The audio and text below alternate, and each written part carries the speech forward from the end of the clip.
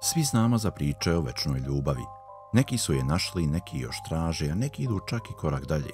I nakon smrti voljene osobe, ova priča je u svakom pogledu jeziva i bizarna do te mere da se čak i najveći romantičari naježe kada je čuju.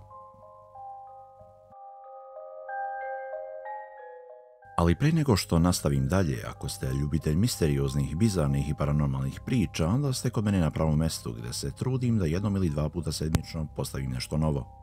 Znam da zaljubljeni jedva čekaju da je čuju, tako da slobodno pritisnite na like i subscribe, a ja ću među vremenu nastaviti s pričom. Jedne noći kada je legao da spava, 12-godišnji dečak po imenu Karl Tanzler imao jedan jako neobičan, pomalo strašan san.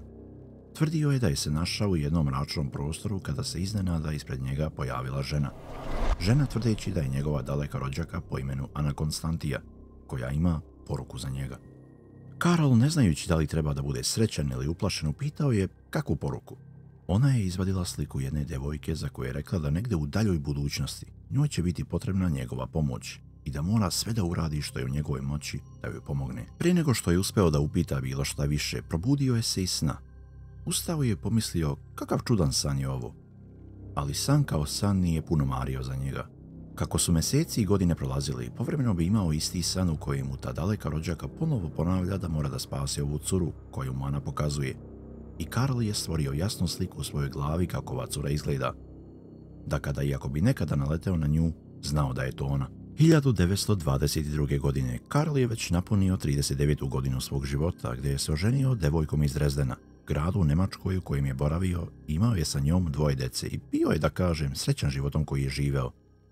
Ali negde bio je pomalo razočaran zašto nikada nije sreo devojku koja mu je dolazila u snove. Ali kako je život u to vrijeme u Njemačkoj postajao sve teži i teži, te godine odlučili su da se presele iz Njemačke u Ameriku, te su verovali da će im se život okrenuti na bolje. Ali nažalost, nedugo posle toga njihovi snovi su se srušili. Karl i njegova tadašnja supruga imali su dosta nesuglasica i zajednički život je bio nemoguć. Malo posle razvoda, Karl je odlučio da se preseli jedno 500 km južnije u grad po imenu Key West u Floridi. Tu je našao posao u lokalnoj bolnici kao radiolog, ne znajući da će mu se tu promijeniti život zauvek. Godinu dana nakon rada u bolnici u njegovu kancelariju ušla je žena. Žena koja je tražila snimak pluća za njenu 20-godišnju ćerku, jer ona nije prestajala da kašlje i bili su kao svaki brižni roditelj zabrinuti za nju. Dok je popunjavao papirologiju u kancelariju, ušla je ćerka. Kada je Karl podigao glavu da je pogleda, ostao je šokiran. Devojka koja je ušla bila je ista devojka iz snova o kojoj mu je pričala njegova daleka rođaka. Nije mogao očima da veruje. Kako je sedala kraj majke, Karl nije skidao pogled sa nje. Kada su završili papirologiju, Karl se obratio majci i rekao da ne brine, ako nešto nije u redu, da će uraditi sve što mogu da pomognu njenoj ćerci. Onda je ustao iza stola i otišao do ćerke da se predstavi i da joj kaže da nema za šta da se brine. I u tom trenutku naučio je da se devojka zove Elena. Odveo je sa sobom da urade snimak pluća i na njenu žalost ispostavilo se da Elena boluje od tuberkuloze.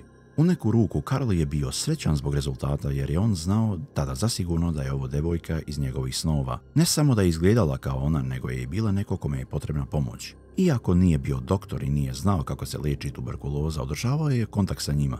Istraživao i preporučivao nove lijekove koji su mogli da probaju, plaćao ih iz svog džepa i dovodio Elenu s vremena na vrijeme na snimak da vidi da li uopšte ima napretka. Ali nažalost te godine Elena je preminula od tuberkuloze. Njena porodica bila je neutešna.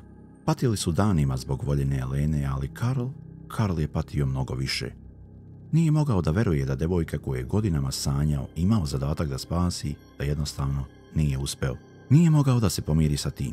Uspostavio je kontakt sa njenim roditeljima i predložio da on plati cijelu njenu sahranu. I ujedno predložio im je da naprave mauzolej. Elenina majka nije baš razumela zašto je se Karl toliko zalagao za to, ali vidjela je da mu je Elena bila veoma draga, pa je pristala na to. Kada su izgradili ovaj mali, pa da kažem, hram, Karl je dolazio svaku noć, padao na kolena i molio Elenu da mu oprosti za to što nije uspeo da je spasi. Elenina porodica znala je da Karl dolazi svaki dan da moli Elenu za oproštaj i nakon nekoliko godina odlučili su da mu kažu da je dosta i da mora da prestane sa ovim ponašanjem. Da znaju da mu je Elena značila mnogo, ali ovo ponašanje mora prestati. U momentu kada su mu ovo rekli, Karl se drastično promijenio. Postao je još više opsednut Elenom. Jedne noći je Elenina sestra Florinda odlučila je da ode do Karla i da ga zamoli da im vrati ključ od mauzoleja. Pošto je kuća bila malo izvan grada, zabačena u šumi, skrenula je s glavnog puta i sporednim putem uputila se prema Karlovoj kući. Kako je prilazila, vidjela je da su svetla upaljena. Florindi je bilo drago da je Karl kući jer dolazi i nenajavljena. Kako se približavala kući, mogla je da čuje muziku i kroz zavese vidjela je senku muškarca i žene kako plešu. Kada je prišla vratima, pokucala je u trenutku bio je muk u kući. Ništa se nije čulo. Pokucala još jednom i rekla da je ona Florinda, Elenina sestra i da mora da priča sa njim. Karl je otvorio vrata, ali samo toliko koliko mu je bilo dovoljno da vidi Eleninu sestru da bi mogao da joj odgovori na pitanja. Florinda ga je zamolila da vrati ključ i da ne posjećuje više grob njene sestre, ali Karl je samo ćutao. I kako je pošao da zatvori vrata kroz taj mali otvor, Florinda je pogledala na trenutak unutar Karlove kuće i ostala presravljena onim što je vidjela. Žena sa kojom je Karl zapravo plesao i boravio u kući bila je zapravo njena sestra. Florinda se izgubila. Nije verovala šta je upravo vidjela.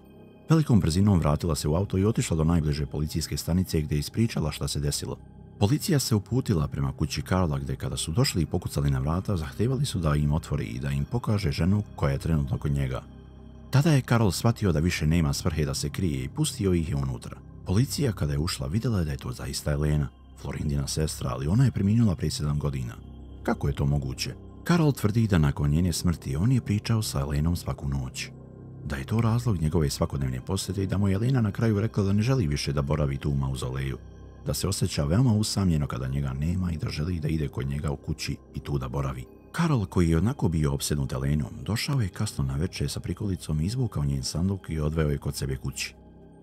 Njeno telo se uveliko raspalo, ali to ga nije spriječilo da uzme konopac, da probuši njene kosti i da taj način spoji sve delove njenog tela od glave do pete. Kada je konačno smatrao da je ona ponovo živjela, počeo je da provodi vrijeme sa njom. Igrao je s njom, spavao s njom, smejao se s njom, plakao s njom, kupao je, poklanjao je nakit i kupao odeću. I ništa od ovoga ne bi bilo čudno da je Elena bila živa. Karl je svih 7 godina živeo sa kosturom jedne mlade devojke koju on nakon njene smrti na neki svoj bolestan način smatrao da je vratio u život i na taj način spasao.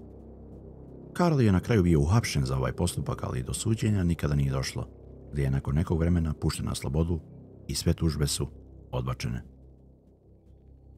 To bi bilo sve za ovaj put, youtuberi. Nadam se da ste uživjeli u današnjoj priči. Ako vam se sviđa, pogledajte moje ostale priče i slobodno pritisnite na like i subscribe. I vidjet ćemo se opet sljedeće semice. Veliki pozdrav za vas!